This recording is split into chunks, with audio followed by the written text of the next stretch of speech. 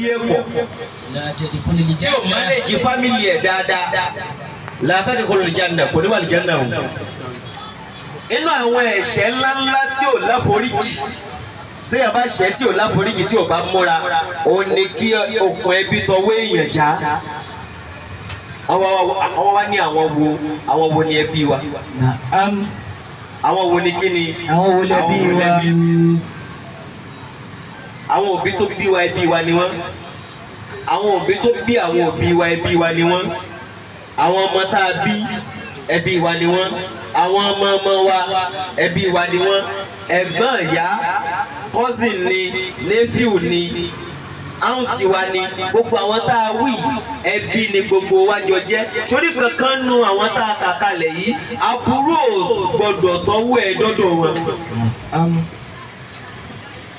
Ànábì Muhammad sallallahu alayhi wa sallam. Wọ́n ní man kana yu'minu billahi wal yawmil akhir. Wọ́n ní gbogbo ẹni tó bá gbọ́ Ọlọ́run ọba gbọ́ tó sì gbàgbọ́ pé òun ó pàdé Ọlọ́run níjọ́ kan. Falyasil rahimahu olódòwò rẹ̀ ọlọ́wọ́ bó ti ṣe fámìlì ẹ̀ dáadáa o.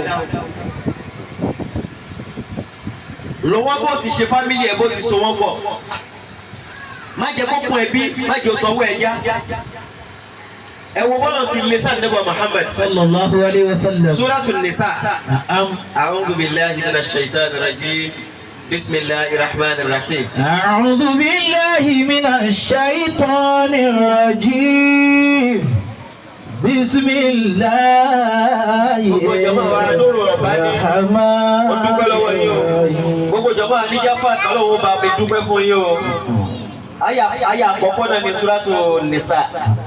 Ya ayyuhan nas. Ya ayyuhan nas. Ọlọ́run ni mo pè yín èèyàn. Ittaqu rabbakumul ladhi khalaqakum. Mo lé mo dúpẹ́ púpọ̀. Olúfẹ́ mi mo dúpẹ́.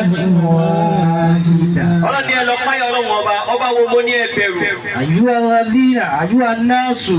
Ó ní ẹni pé ìgbà tí ó pè wá torí tó fẹ́ nature tọ́lọ̀ ń fẹ́ bá wa sọ kò pé àwa tá a nígbàgbọ́ torí pọ̀rọ̀ tó fẹ́ bá wa sọ ọ̀rọ̀ tó kọjá ẹni ó nígbàgbọ́ nìkan ni àti ẹni tí ò nígbàgbọ́ náà ló ń pè wá. Ya ayyuhan nasu. Ó ní pé tó bá ti ń jẹ́ èèyàn ni mo fẹ́ bá sọ̀rọ̀. Ittaqu rabbakumul ladhi khalaqakum min nafsin wahida. Ó ní mo pè é ó ní ọlọ́pàá yẹn ọlọ́wọ́ ọba tó já sí pé inú ẹ̀mí kan single soul ló ti create gbogbo wa. Ó fẹ́ já mọ́ human creation. Báwo la ṣe di ń tá a pọ̀ bá a ti pọ̀ láyé yìí? Níbo la ti ń pọ̀ ká tó di tá à ń rí bàbá, tá à ń rọ́mọ, tá à ń rẹ́gbọ́n, tá à ń rábúrò, tá à ń ríyà. Wa khalaqa minha zawjaha. Ó lára ẹ̀mí kankan mo ti dá yín wá. Táwa lẹ̀mí náà tọ́lọ́ ti dá gbogbo àwa òun lànàbí wa Adam. Khalaqa minha zawjaha. Wọ́n níbi tá a ti mú ìyàwó ẹ̀ wá, adáyàwó ẹ̀ látara ẹ̀, wọ́n níbo náà ti dá, wọ́n níbi dílé wọn ni. Ó là nẹ́bà Muhammad fi sọ pé gbogbo yóò bá nẹ́bì dáadáa. Ànábì fi ní gbogbo ẹ̀yin ọkùnrin tẹ́ ẹ bá níyàwó ńlé ẹ ṣe pẹ̀lẹ́pẹ̀lẹ́ pẹ̀lú wọn. Torí pé egungun ibi tá a ti dáwọn ìyàwó yìí ò straight ibi tó wọ́n ni. Tó o bá wá ṣọ́ra tó o bá manage ẹ̀dá tó o maintain ẹ̀dá yóò padà kàn mọ́ ẹ lọ́wọ́. Wa khalaqa minha zawjaha. Ó ní àwa tún máa dá lára Ànábì Ádámù amúyàwó rẹ̀ tá à ń pè ní Hawa àmúwá látàrẹ̀. Wa batha minhuma. Àwa fọ́nká látara àwọn méjèèjì. Rijalan kathiran wa nisaa. Àwa dá ọkùnrin tó pọ̀ látara wọn. A dá obìnrin tó pọ̀ látara wọn. Ọlọ́wọ́ ní sọ́ni bẹ́ẹ̀ tí wàá pọ̀ tẹkùn wàá pọ̀ sáyé yìí bẹ́ẹ̀ ti pọ̀ ẹ́ náà.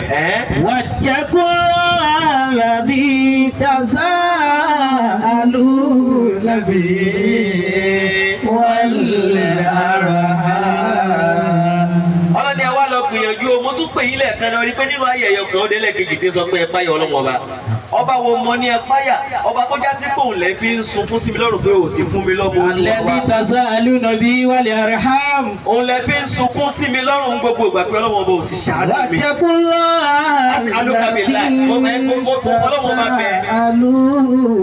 ọlọ́run tẹ́ fi ń bẹ̀rẹ̀ ayé gbogbo ìgbà. bó bá wá páyà ọlọ́wọ́ ọba náà wá páyà ọlọ́wọ́ ọba lára fámìlì rẹ lára fámìlì ẹ. ọlọ́run ní o lọ bẹ̀rù ọlọ́run ọba bó o ṣe lò pẹ̀lú àwọn fámìlì rẹ ìbẹ̀rù ọlọ́run ni o fi bá wọn lò. ẹ lọ wo ayé bó ti dà lé ní ẹ lọ wo orí rédíò ẹ lọ wo kí náà ti ń porúkọ ẹ kíní kan tá ń ṣe níbàdàn yìí rédíò station ó ní particular program kan tí wọ́n ń ṣe ń bẹ̀ kọ́kọ́rọ́ alátẹ ṣó náà ní gbẹnu sí báyìí. ẹ lọ wo ohun tí fámìlì dì láyé lónìí.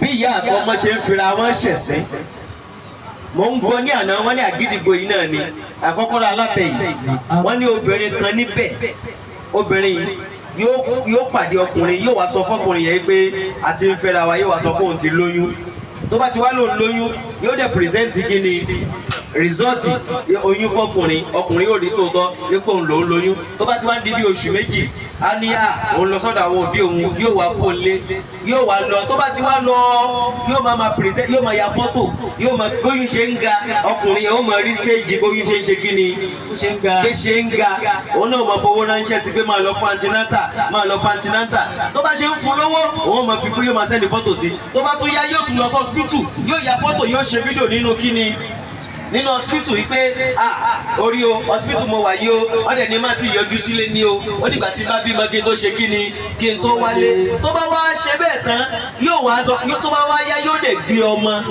yóò dẹ̀ lọ yá ọmọ yóò gbé wá bọ ọkùnrin yẹn lé pé mo ti bímọ bẹ́ẹ̀ kẹ́ kò lóyún rárá.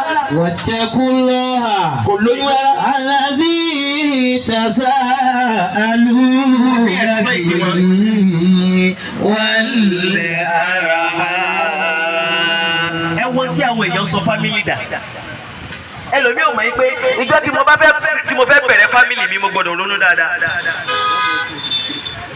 Bí protect family ẹ ni kò ṣọ́ tó fẹ́ fẹ́. Bí protect family ẹ ni kò ṣọ́ bí tó fẹ́ dà àtọ̀ sí.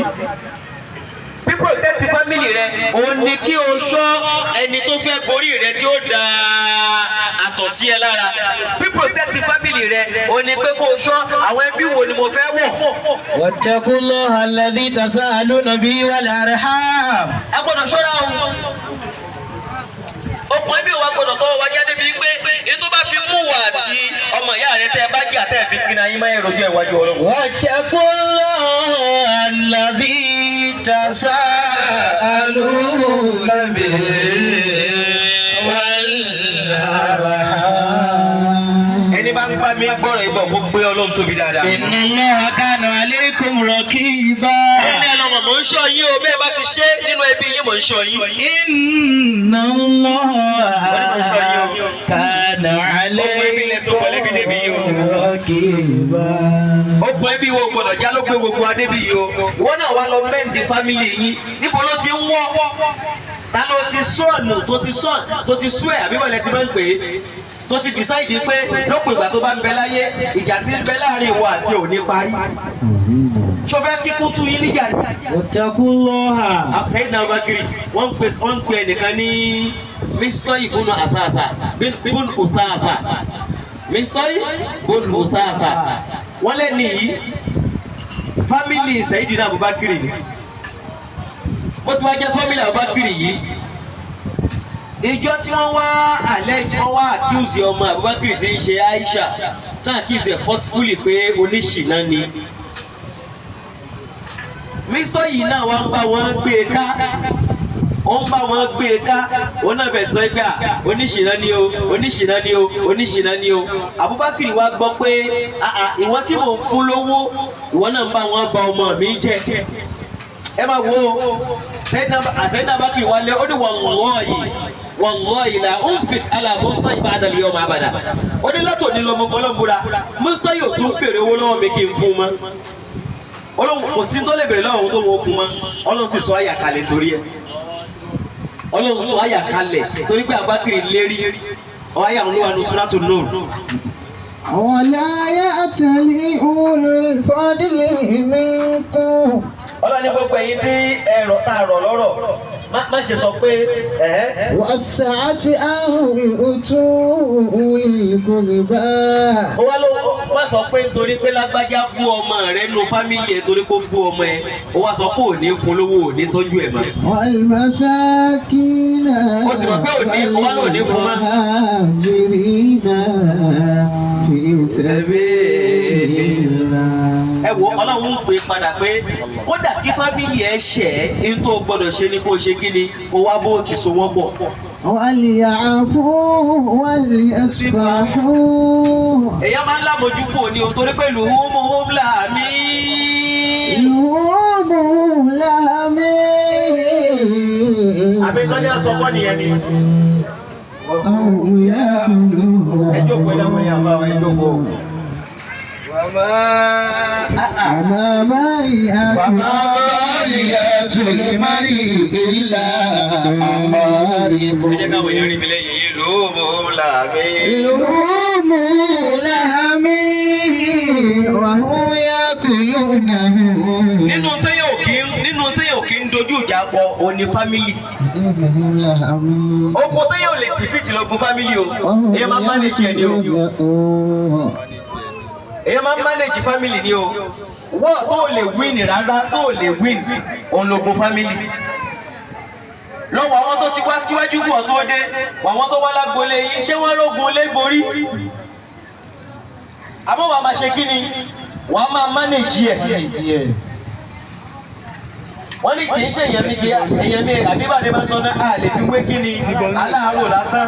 lùhùmùhùm làmí. لهم لهم.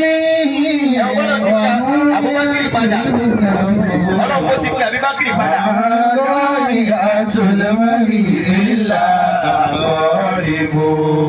ẹ wo bó ti pe Abubakar padà ipe nítorí pé wọ́n ṣe kíni jáde ò fún ọmọ rẹ̀ obìnrin ó wá lóun ò ní ṣe kíni òun ò ní ṣe dáadáa fún ọmọ òun ò ní fún ọ lọ́wọ́ mọ́ Ọlọ́run níṣẹ́ wọn náà ò fẹ́ràn ìwọ náà ń ṣèmí Ọlọ́run òun mójú kò fún ẹ bóòlù tí wá ní fún ọ lọ́wọ́ àbálájà bẹ́ẹ̀ kọ́. لهم لهم وهم يأكلونه. wọ́n nínú àwọn àfáà lórí ogun fámìlì ó wá nínú lùhùmùhùm làmí. لهم لهم وهم يأكلونه. ẹ̀yin náà lè ń jẹ mí lẹ́ran o. وما ضايعت البريء إلا أقارب.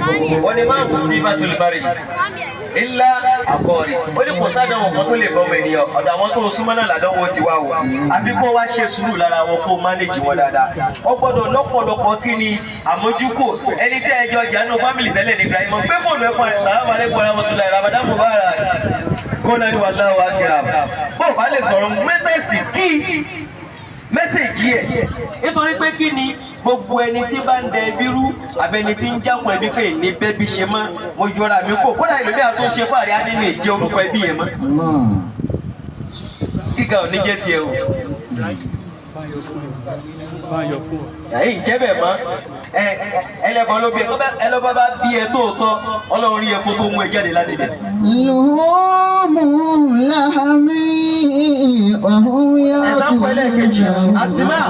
Asima obìnrin Abi Bakri Asima ìyá tó bí Asima ọmọ Abubakar kì í ṣe mùsùlùmí ó wá padà wá pé òun fẹ́ ṣe kí ni òun fẹ́ máa bọ́mọ òun ṣe ń gbà tí Islam dé tán Asima wà lọ bá nẹ́bọ̀ Muhammad ó ní wà nẹ́bọ̀ Muhammad ó ní ìyá mi tó jẹ́ mushirika ó ní ìyá mi tí ò ṣe mùsùlùmí ó lóun fẹ́ máa bá mi ṣe kí n afàwọ́ sí lọ́à ṣé kí n dà á pọ̀ ṣé ń dáyà mi kò kí n máa bá ṣe bí fámìlì ànábì ni kódà kó burú jù bẹ́ẹ̀ lọ ìyá tó bí ẹ. lọ ṣe dáadáa sí. وهم يأكلونه. ìyá tiẹ̀ tí ò bí ẹ ló ti bí ẹyẹ lọ ṣe dáadáa sí.